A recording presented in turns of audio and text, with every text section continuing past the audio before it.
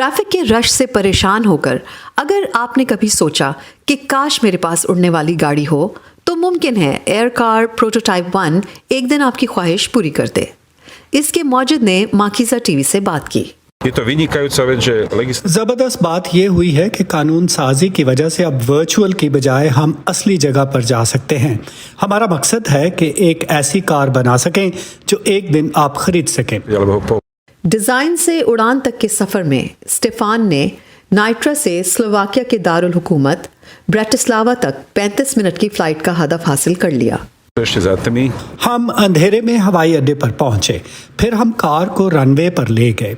अगरचे मैं पहले भी कई घंटों तक इसमें परवाज कर चुका था, लेकिन किसी लंबे रास्ते पर जाने का एहसास ही अलग है।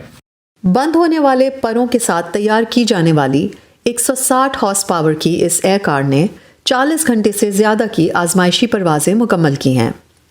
ये हवा में 190 किलोमीटर फी घंटा की रफ्तार तक उड़ पाई है। ताहम स्लोवैक ट्रांसपोर्ट रिसर्च इंस्टीट्यूट के लुबोमीर पेलचैक ने माकीज़ा टीवी को बताया कि ये मंसूबा अभी इब्तदाई मरहले में है।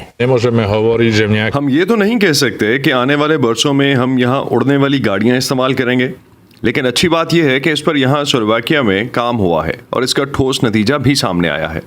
टेस्ट फ्लाइट ने एक शहर से दूसरे शहर का सफ़र आधे वक्त में तय करके अपनी 142वीं कामयाब लैंडिंग की है।